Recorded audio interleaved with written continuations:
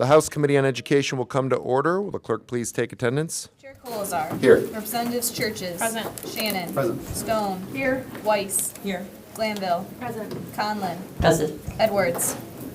Wagella. Here. Green. Here. Markkinen. Here. Paquette.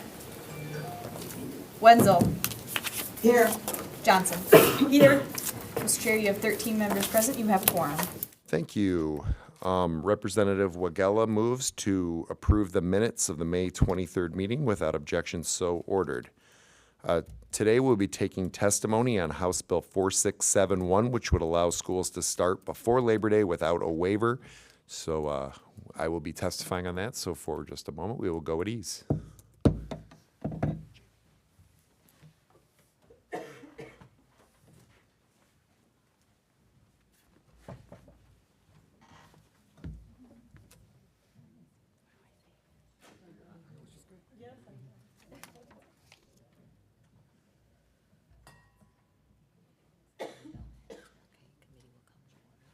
Committee will come to order.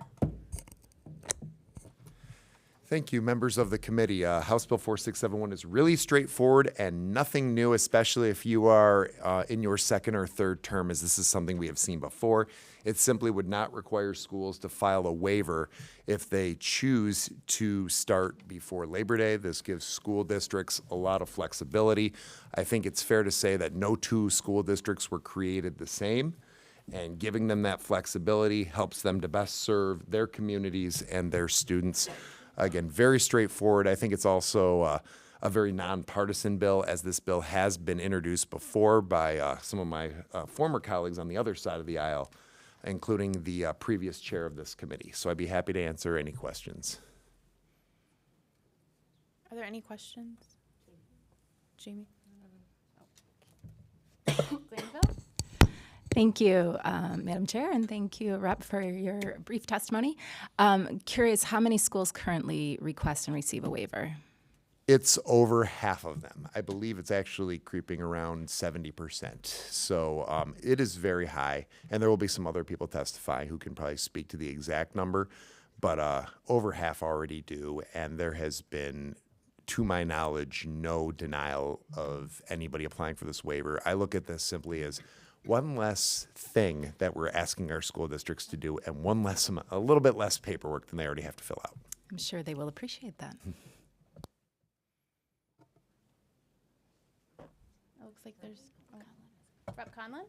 Just, so what's been the problem? Why is this such a hassle beyond the paperwork? I think the paperwork is The the big thing. hassle. I mean, and it's proving unnecessary. Because they're just they just want to It's a start hoop and to then jump when they through. want. It's a hoop to jump through. Yeah, okay. Are there any other questions?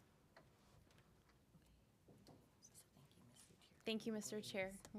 Thank you. We'll go at ease.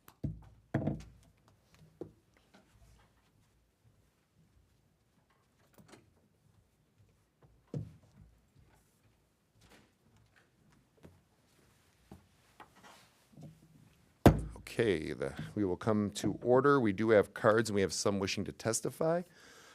First, wishing to speak and opposing the bill as written, John McNamara from the Michigan Restaurant and Lodging Association.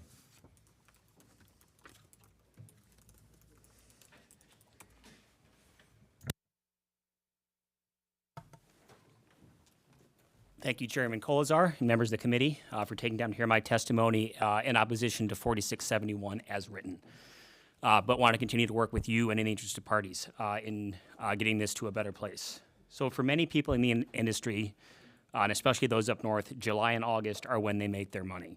It is the restaurant and hospitality industry Black Friday, and even losing one weekend would cause a lot of my members some sleepless nights. Last month, DTMB released a study estimating that over 200,000 teenagers will be entering the workforce for the first time this summer.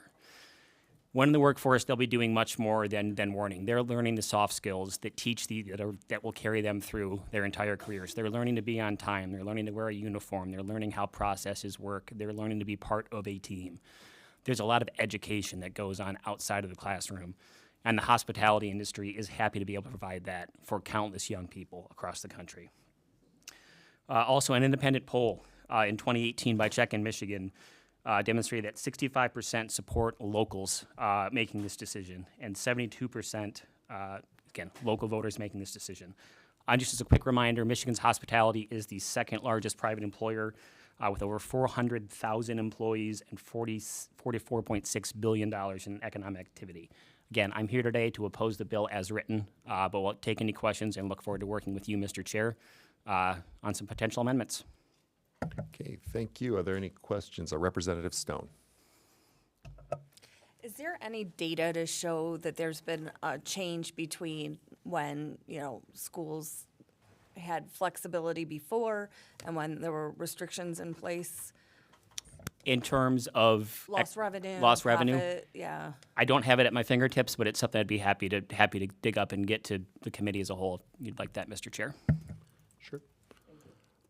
Also, you talk about being opposed to the bill as written. I'm curious what sort of changes that MRLA would see or others in Northern Michigan might see that would be something be a little more palatable. Absolutely. So what we'd like to see, and this is a proposal we've floated before, would be if you start school in August, no school Monday, no school Friday. And then obviously come September after Labor Day, you're back to those 5-day weeks, but still allowing people to maybe work a couple more weekends, people to take that one last long weekend up north. So it would be if you begin school in August, no school Monday, no school Friday. Okay, thank you. Representative Glanville. Oh, that was my question. Thank you. Oh, okay. Representative Johnson. Thank you, Mr. Chair. Has there been any effort for the MRLA or other groups to partner with the school districts that are most affected by what you're stating so that there can be some collaboration there so that they would choose what is best for tourism and the industries in those areas? So, I mean, you will see a lot of Northern Michigan schools choose not to do this, but you also are seeing some schools, for example, Flint schools recently were post-Labor Day and announced they're going to go back now to an after Labor Day start. So you're seeing, some flexibility in there right now, but it would be rare for Northern Michigan, a school in Northern Michigan, to do this simply because tourism is so critical to Northern Michigan. Okay, thank you. Representative Churches. So I'm just curious, I just wondered, so students in schools have to fulfill a certain amount of days. So this wouldn't be changing the amount of days that schools would be in attendance.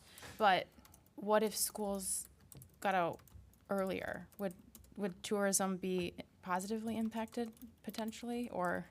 I think, yeah. I think anytime you can have, kids working and, again, learning these soft skills they're used for entire life, it is great. And you're right, this doesn't change the amount of days. We're simply just saying, those last couple weeks in August are sometimes make or break for so many people in Northern Michigan. That we would just like to see as many days as possible. But could this potentially change so where it would be like schools get out earlier in June, but go back earlier in August? So then you would potentially have a beginning season starting earlier, and then some families would be traveling later. Could that be potential? I think potentially that could be something. Happy to work with you and the chair on that. Well, I think that might happen because of this bill. I think that might be a result. Okay. I'm curious if maybe this bill might create that circumstance.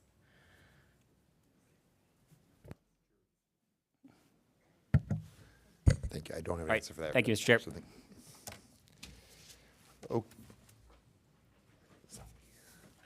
Okay, next up, wishing to speak supporting the bill, Don Watruba from the Michigan Association of School Boards.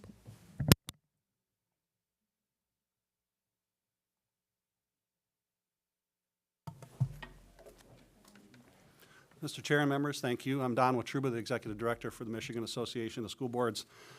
And I'll start by thanking Representative Colzar for introducing this legislation and having hearing on it. Probably one of the few people in the room that was here 20-ish years ago, and I seem to have lost that fight 20 years ago when I was arguing to leave the law the way that it was. And we represent 4,000 plus school board members around the state of Michigan, and no, they do not all agree about whether school should start before Labor Day, after Labor Day, but they all agree that they think with themselves and their communities is where that decision is best left, and I think this legislation gets us back to that place where that local community, whether it be up north or somewhere else, makes a decision that says, this is when we think it is best for our students, for learning, for jobs, for other things, to have the school calendar. And while I appreciate, and our members appreciate, employers in this state and having the need for student employees, we also hear all the time questions about how successful we are as a state in educating our kids.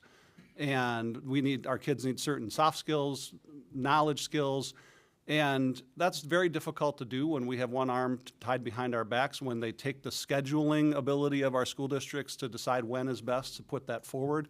And so going back to a place where those local districts and the educators will now have that tool to say, here's when the schedule makes sense for our communities. We think that makes the most sense for districts across the state of Michigan. And when we think about total numbers in our state, 75% of households in Michigan don't have kids. So they can go on vacation on into the fall whenever they want. Couple that with colleges that start in August, often if not all of them, and workers do end up leaving, and band, cross-country, football. We have many students already that the first week of August are back into regular things. So our belief is that the impact on tourism, because of all of those things that already pull kids in a different direction, should be negligible. And again, as was mentioned by the previous person testifying, if you're up north, most of those schools are going to continue to start after Labor Day. Their families are often tied to tourism businesses, and those kids will still be available to do the work. We're completely okay with that, as long as that's a decision that the local district gets to make about when that schedule happens. And that's it. If anybody has questions, I'm happy to answer.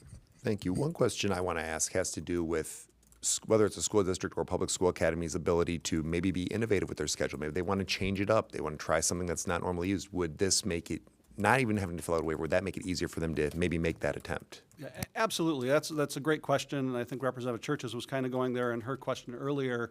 Long ago when I testified on these bills, we talked about the ability for a school, if they wanted to have a week in February off, to let kids be off and maybe they go up north skiing. And so you can change what the calendar looks like. I live in Grand Ledge, just west of here. They take the week of Thanksgiving off. And that does push us in. We don't get out of school until next Friday, so we push into June because that's what, they decided was a good week to have off. So yeah, I think giving this back to districts to decide when to start and when to end the school year with the minimum number of days and hours, they can choose when makes the most sense, and they can create 1 week vacations whenever they think makes sense for their community. Okay, thank you. Any other questions from the committee? Okay, see no questions. Thank you. Next up, wishing to speak supporting the bill, Matt Schuler from Michigan Association of School Administrators.